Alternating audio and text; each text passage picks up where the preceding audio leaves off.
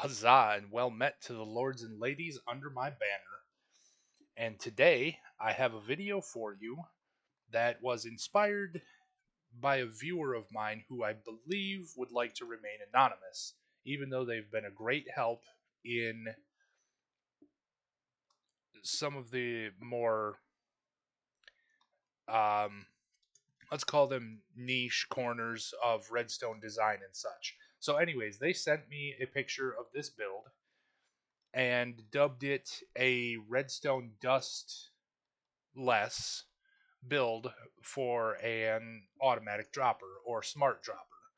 The reason this is smart is because an observer is looking into this chest, and as long as there are items in the chest or items entering the chest, it will get a signal, which this observer beneath it will observe, power this blue concrete block, which will power our dropper. So to demonstrate that, we don't want this to go on forever, but as long as there's items exiting the chest, that gives our observer something to observe, and this observer observes that observer, powers our blue concrete, which powers our dropper.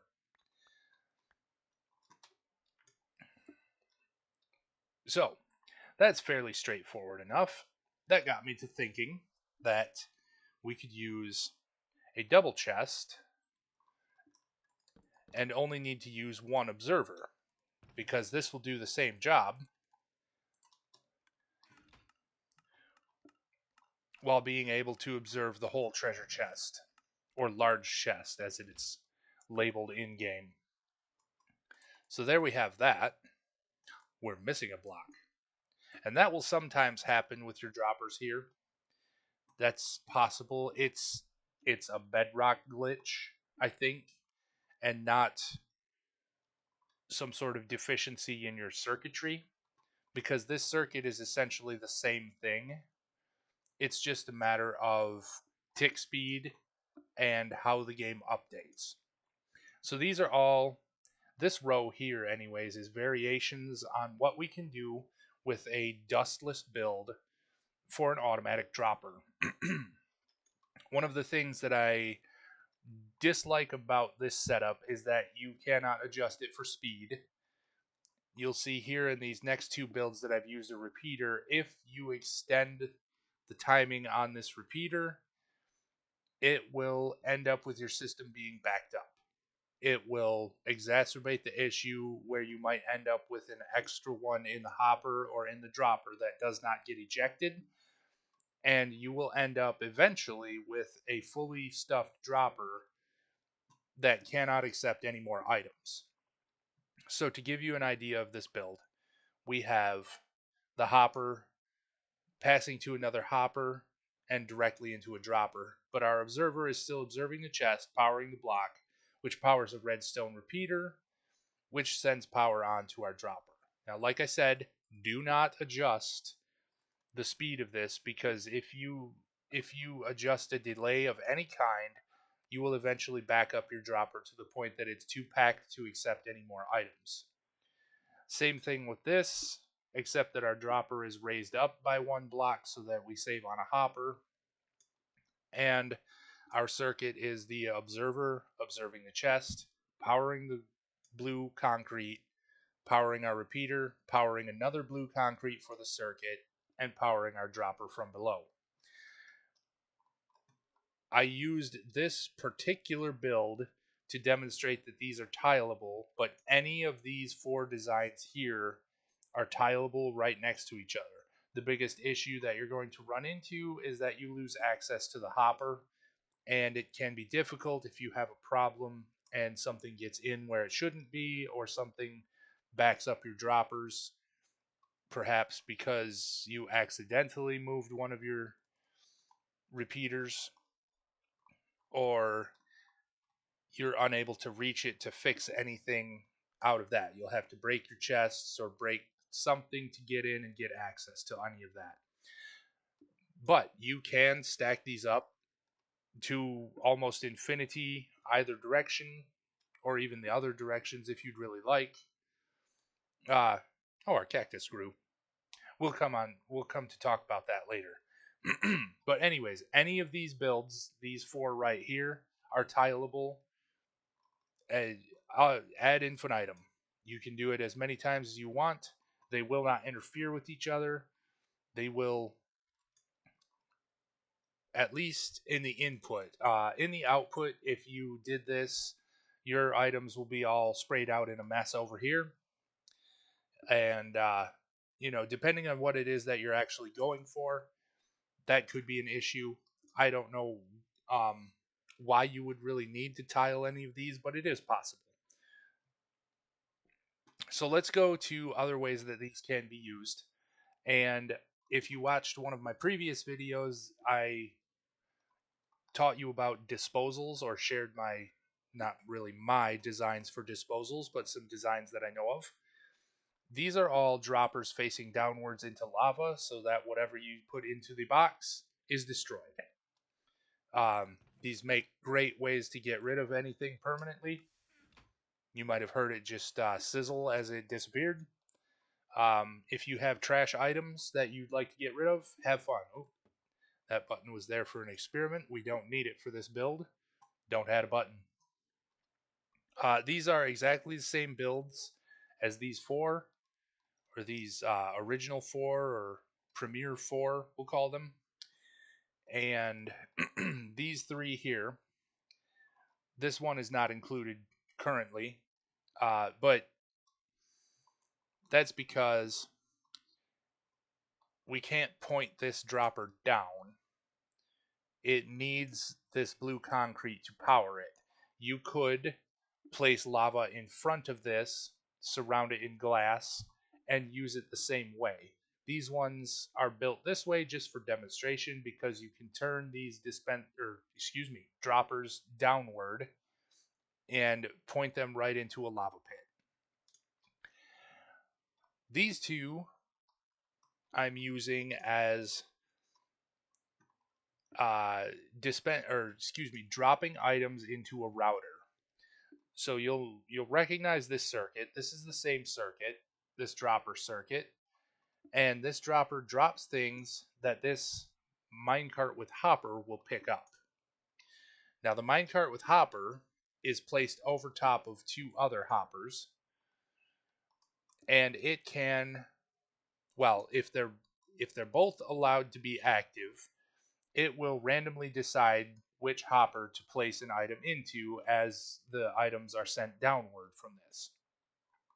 But you can power one or the other of these blocks and see that the hoppers are fed whether they're on or not.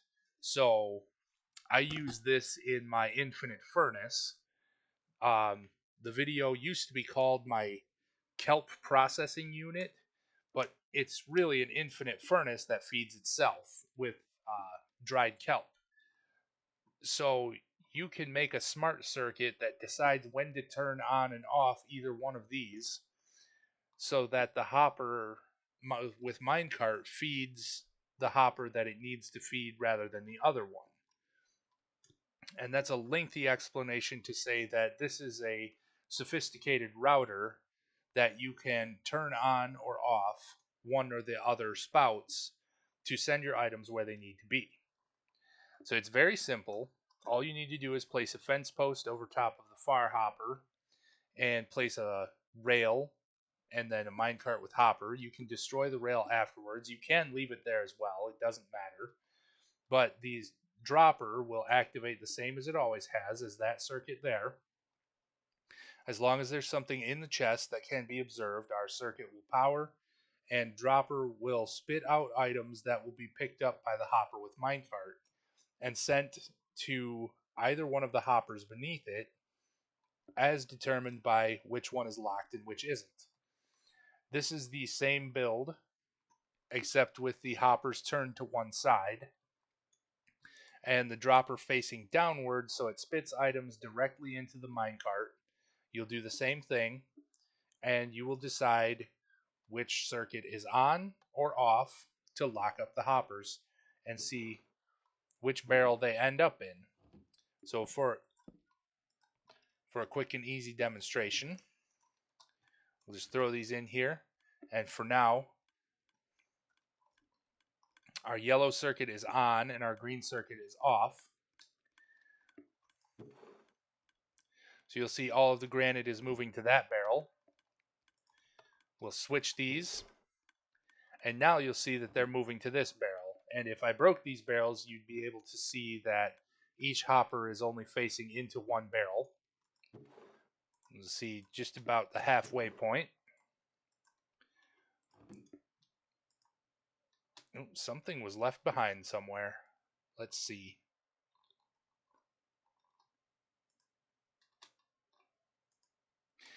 Because I locked up the hopper at one point, it wouldn't drop the final item. So that's something that you'll have to think about, but usually you won't be using switches to manually decide which way these go. You'll use some sort of comparator setup to determine which hopper is locked and which is not. For more information on that, look for, I'm going to change the name to the Infinite Furnace, the Infinite Refueling Furnace. If you're going right now before I get to that point, it is the Kelp Processor. But anyway, let's move on. These droppers can be used to drop items directly into a water flow. And if you haven't seen my other video, lava is not the only thing that we can use to destroy items permanently. So we'll take our beginning circuit. This is just an observer observing our treasure box. We're going to throw these in here.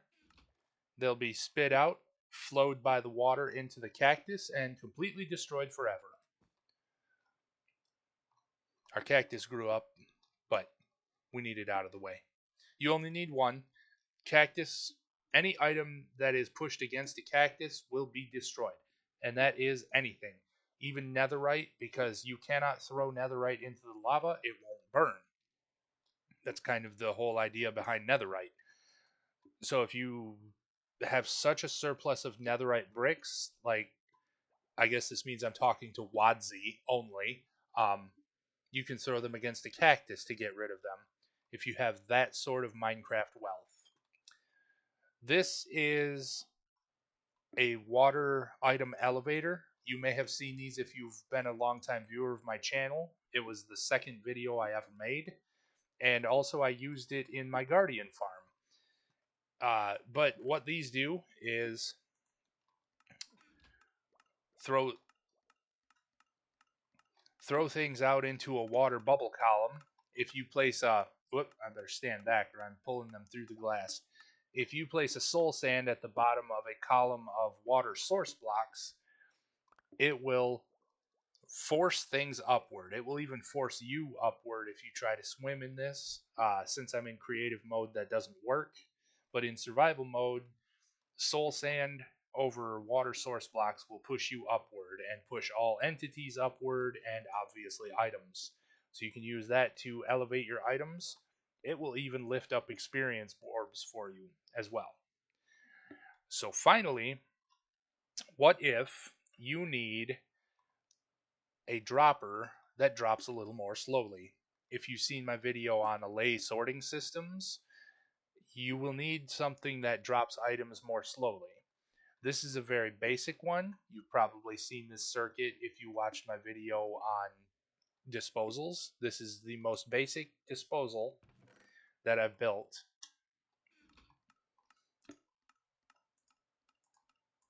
And if you adjust this repeater here, yeah, there we go.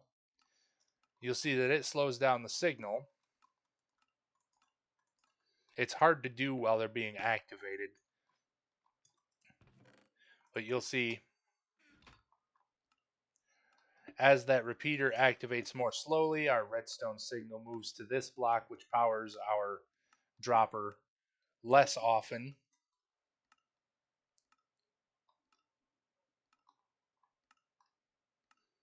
And this is just a pulse extender type of circuit. We have a comparator here in subtract mode, which takes the signal it receives from behind and sends it onward, minus the signal it gets from the side. So as it sends this signal forward, this powers this concrete block, which powers this repeater, which powers this redstone dust, which gives the comparator a signal from the side, which at this point is enough to shut down the signal it's receiving from behind, which turns it off. But then it says, aha, but I'm still getting a signal from behind, which turns it back on and makes us a repeating clock sort of thing. So I'm sorry, this is not a pulse extender. This is a clock of sorts. But what if you need even further manipulation or slowing down? With a lay, you have to have things coming at them quite slowly, otherwise they'll miss items. That was apparent in my video for the allay sorting system. But here, we've extended the build so that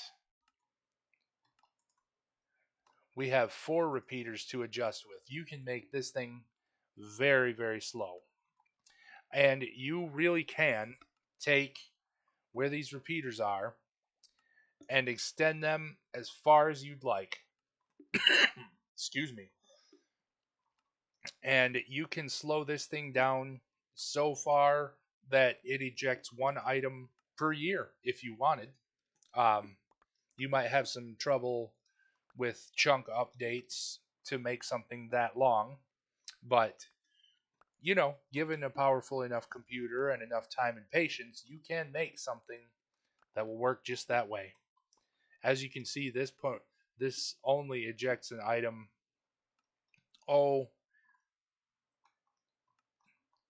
every 2 to 3 seconds right now. You can extend this farther so that you have more repeaters here. Just split between these 2 repeaters, move this outward, and put more repeaters. They're facing this way on this side and facing this way on this side. You'll see that we have our comparator in subtract mode. It will be turned off when the signal comes back through, but it will also know that there's more here detected, and it will continue to cycle this signal. Now that's all of these are smart in quotation marks in that they're not going to be sitting and activating themselves repeatedly, eating up your CPU as you as you play around in your world. They only activate when something is in the chest, or in the case of these 2, in the actual dropper. These ones over here are detecting what's in the chest, and they have a few deficiencies as we talked about. You can have items in the hopper that are not detected, or items in the dropper that are not detected. These only detect on the chest. These 2 over here are detecting on whether or not items are in the dropper itself. Any one of these where you see a dropper face can be placed to perhaps one of these water elevators or a water stream. You don't need to push them to a cactus. You could have them being sent out along a long lateral path to get to your storage area. You could send them along to another dropper. You could do all kinds of fun stuff that way. You could send them along to a shulker box loader, and if you haven't got one of those, check out my video on that. I will link a whole playlist in the description of this video just for that type of thing. But really now, after 3 videos on droppers and unloaders of various kinds and disposals, let's not forget those because sometimes you do have to just get rid of things.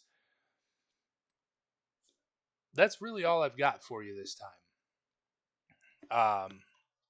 I hope you have fun with these. I hope this has been very helpful for all of you. And I am the White Sun Paladin. I hope you are blessed on your next quest, and I am off to my next adventure.